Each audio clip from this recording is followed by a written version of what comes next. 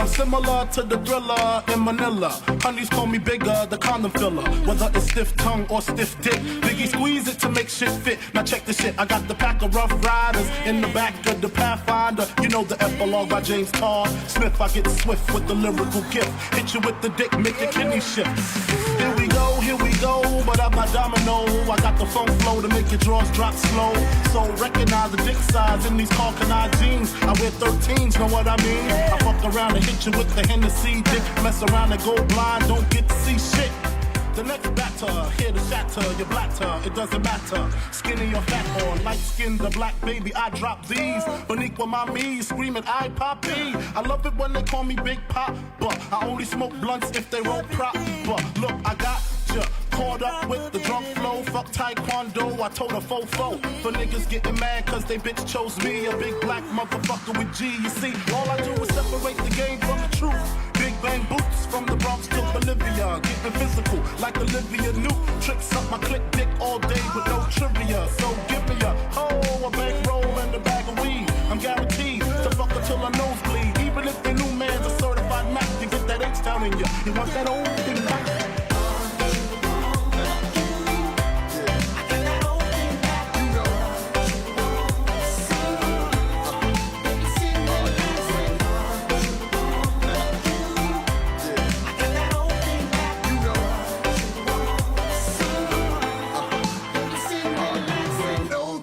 Like B-I-double-G-I-E with some new R-U-L-E. Notorious is known for busting in your E-Y-E.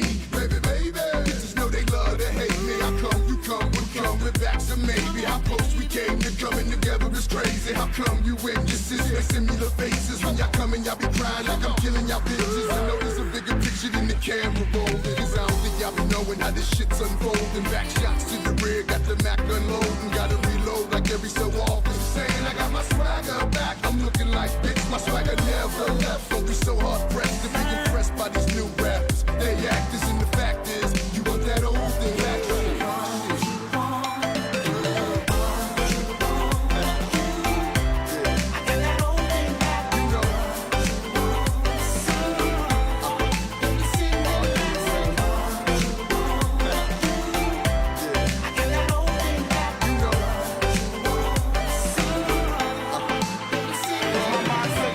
Like Scarface and Bushwick, Willie D, having nightmares of girls killing me.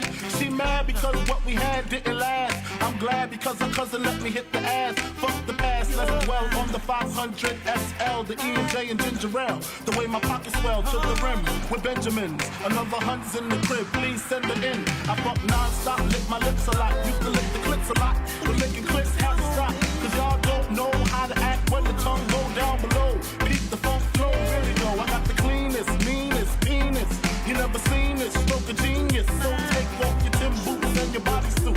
I mean the spandex, and hit my man next. Sex get rougher when they come to the nut buster. Pussy crusher, black nasty motherfucker. I don't chase them, I replace them. And if I'm caressing them, I'm undressing them. Fuck what you heard, who's the best in New York? Fulfilling fantasies without that nigga Mr. Raw. Or tattoo, I got you wrapped around my dick. And when I'm done, I got the split shit.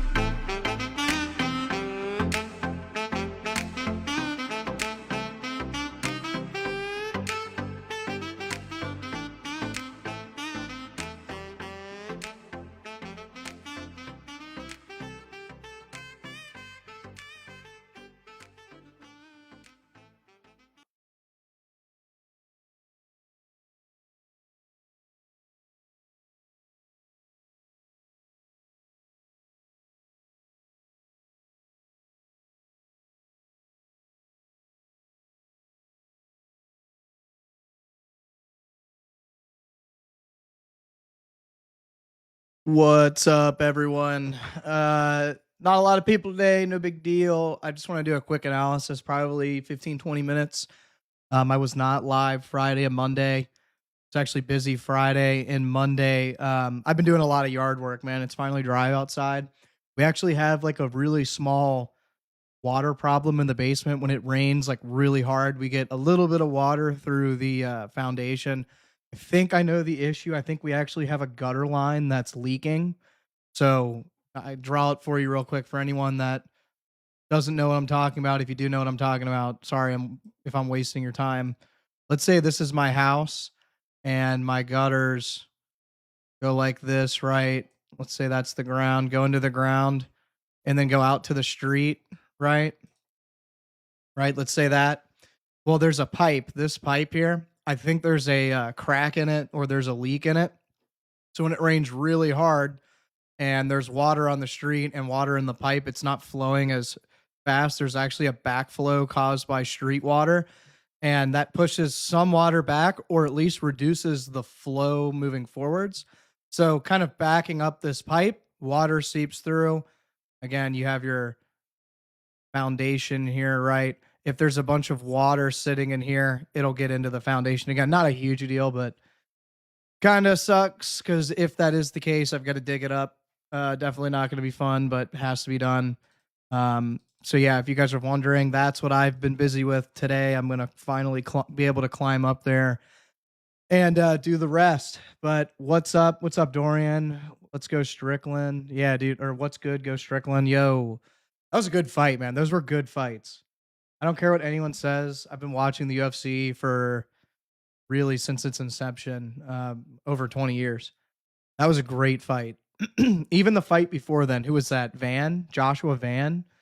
Great fight, very entertaining. And the guy that Joshua Van was fighting, dude, I'll give you this. I don't want to say I knew. I had a good feeling Josh was going to win after the first round. He just dominated.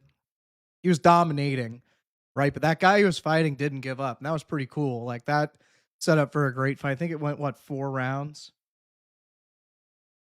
This is a groundbreaking new chair strategy. What do you mean by that?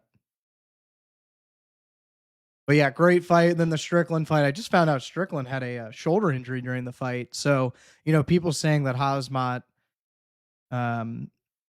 like was struggling with the weight cut. Well, Strickland had one arm.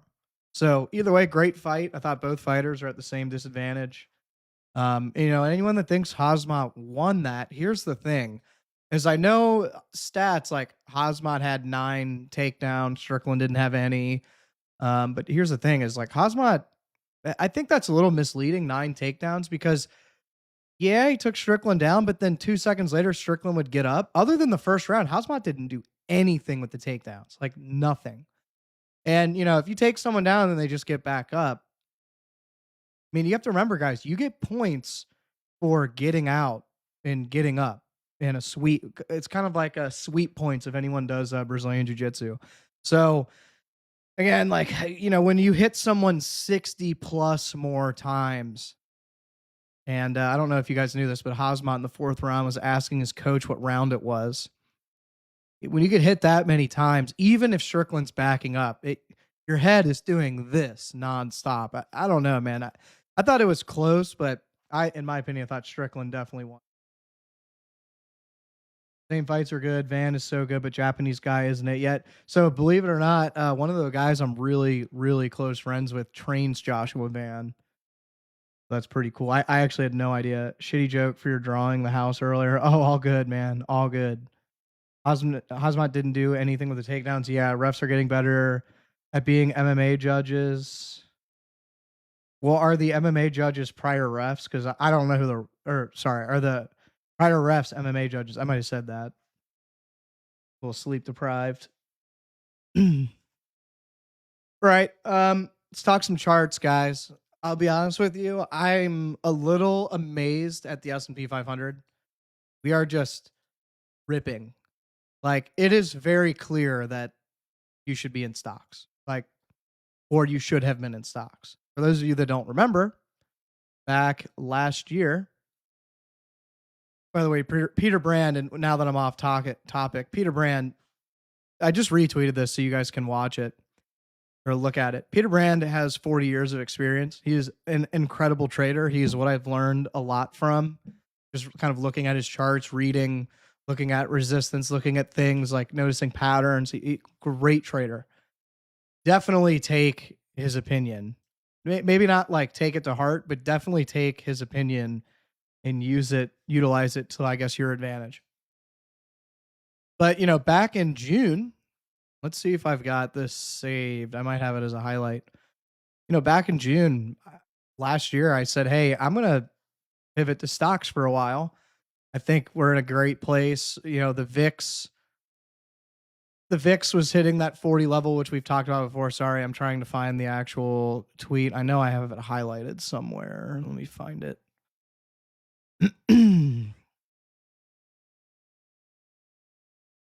Oh, this is going to piss me off if we can't find it. But anyways, last year we pivoted to stocks, right? It's only been 10 months since I sold my Bitcoin and all. It's to rotate to stocks, real estate, various other ventures.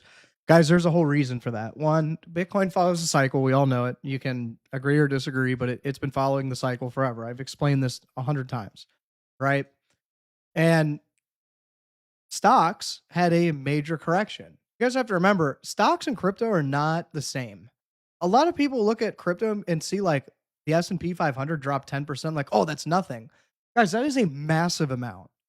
You cannot say the same 10% for Bitcoin is the same 10% for the S&P 500 when the S&P 500 100-year average is 10%. By the way, the S&P 500 recessionary average is 27%. So a 27% drop in the S&P has generally signaled a bottom, right, on average. Now, there are some that go 50, there are some that have gone 30, yada, yada, whatever. So last year, we had a 20% drop. It was a great opportunity to scoop up stocks. And since then, now this is a little outdated. I think this is in November, so I can go to the full post. But actually, I'll pull it up on my phone. I have the actual amounts.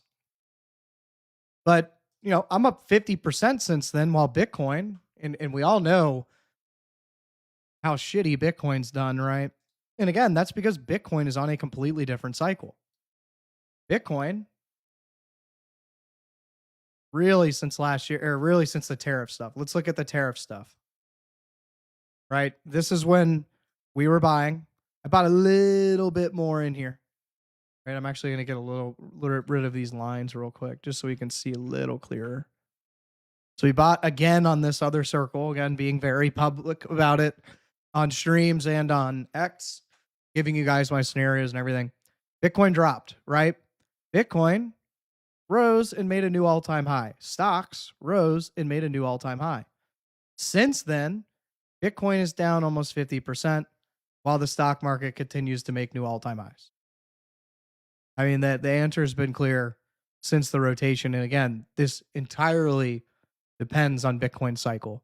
And if this doesn't convince you, I mean, just take a look at this, right? We talk about cycle theory and everything, and whether you believe it or don't, I mean, this is pretty, like, nothing's different here. These are all the cycles, all 4 bull cycles, all 3.5 bear cycles.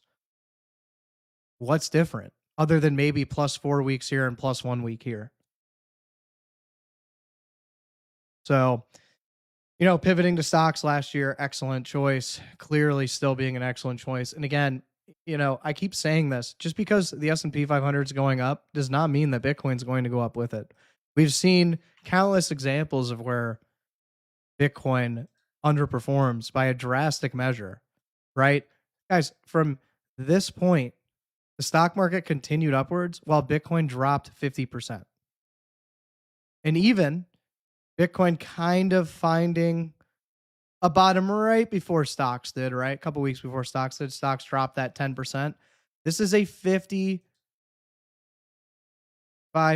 drop, right? Minus 55.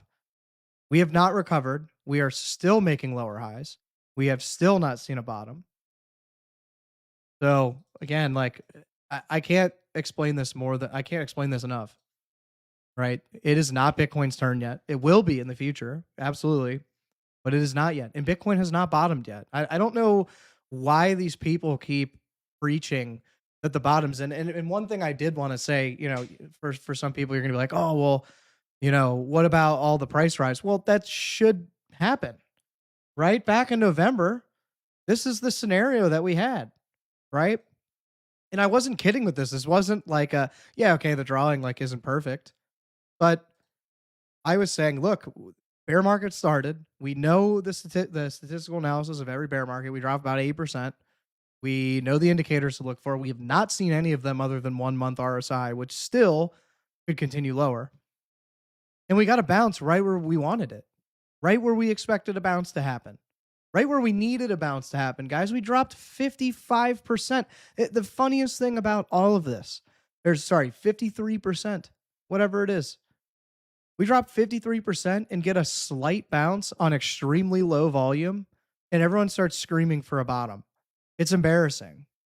It's like these people have never traded before in their life. Vel, hey Roman, how's your day going? CT Goat. Imagine what happens when the S&P 500 retests previous all-time high. We'll be trading at 50K. That's the other thing. Like, I don't even think the S&P 500 has to drop for oh, you mean drop like to here? Yeah, I mean, that'll definitely take Bitcoin to 50K, 100%. What is that, like a 10% drop? 6.5.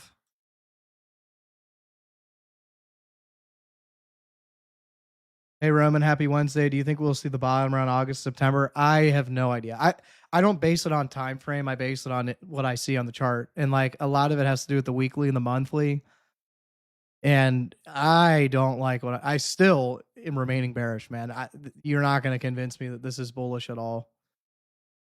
Like if we start to put in another low and we see a big divergence here, then I'll probably start buying spot. Does that mean that the bottom's in? No.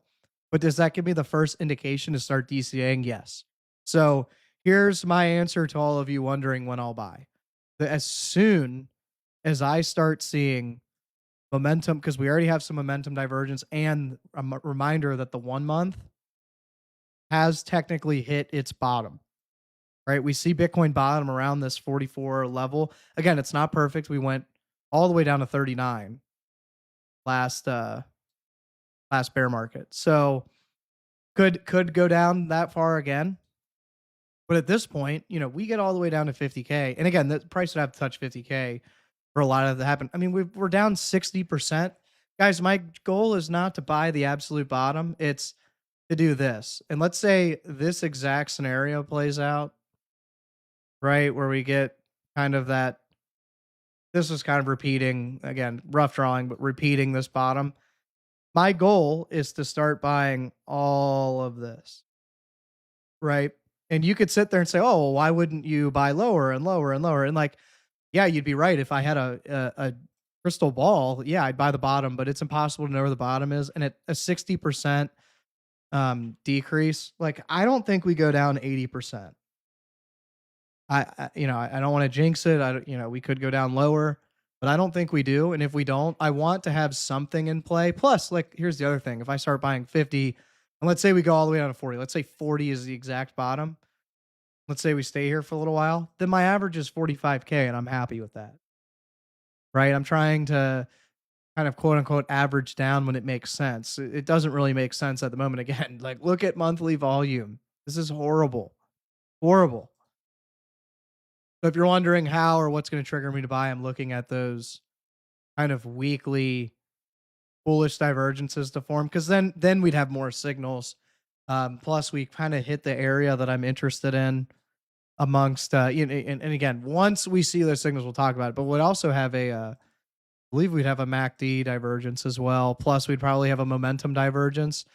This would come down, and when we make another low, and what I bet what would happen is this stays white. We stay above that line, and then it starts to transition to green when we bounce again. That's a momentum divergence. So momentum's starting to shift. I mean, we'll see, man. Michael Saylor could crash the market all the way to like 30K. So look, I'm not saying lower isn't possible than where I want, but you guys got to remember, I'm dollar cost averaging once a week for a year. So if I can start buying here all the way down to here, and I'm buying this whole area, my average is somewhere here. and I'm satisfied with that.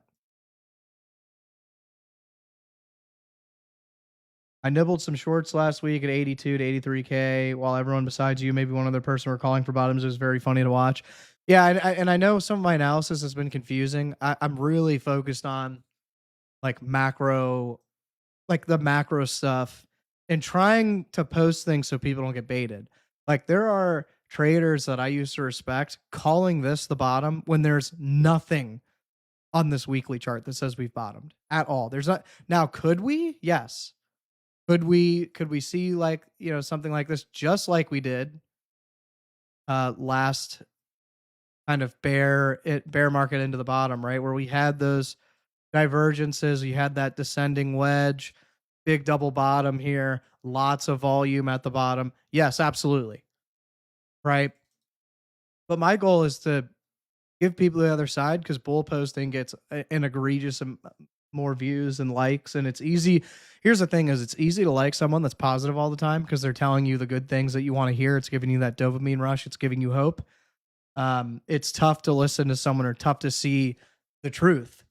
And the truth is, look, when it was giving a dopamine rush for a lot of people that we were going to drop to 12 and 9 and 6K again, I was buying. And, when it was tough to say, hey, it's time to sell, and I sold, and everyone's like, no, we're going to keep going higher. I'm literally been flocking opposite the herd my entire trading career. And so far it's worked out pretty damn well.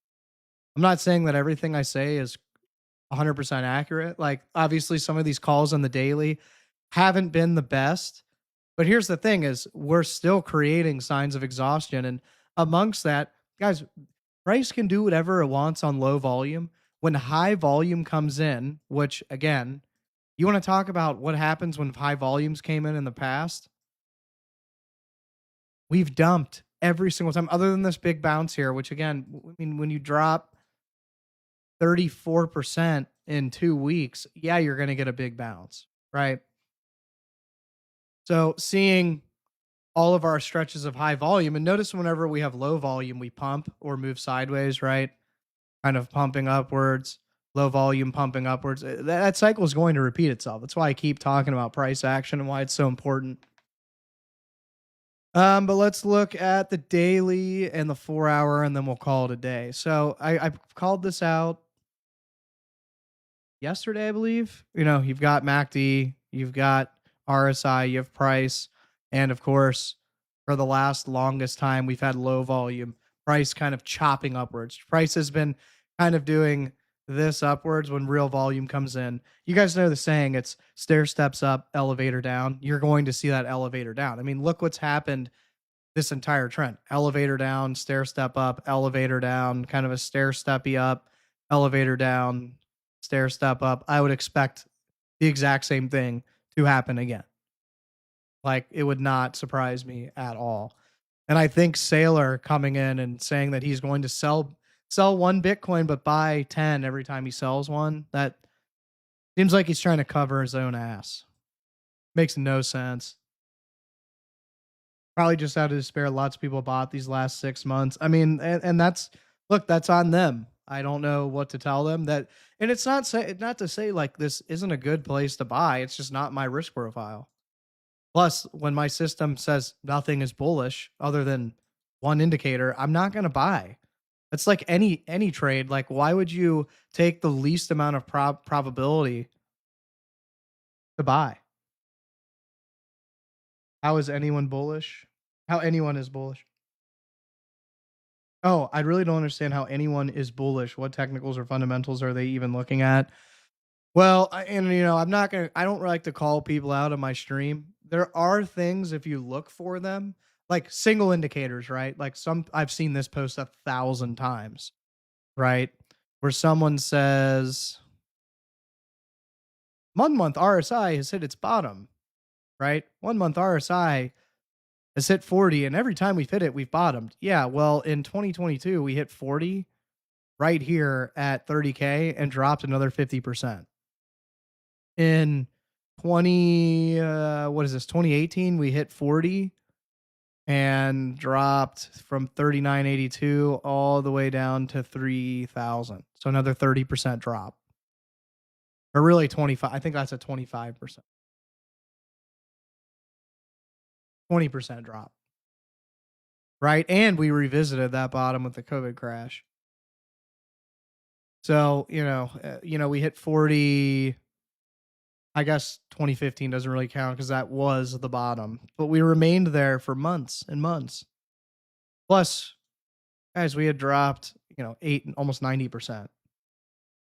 Waves of crypto, ordinary bear market, absolutely is. Nothing has changed. Nothing looks different. Everything's going pretty much according to plan. All right, guys, I'm going to call it there. I really don't have anything else to cover. I've got to get ready and go to going to jiu-jitsu here. That's why I'm in my tank top. I was actually downstairs. I can post a picture or video. I've been setting up the gym in the basement. I have a couple heavy bags up and stuff like that. So I was down there.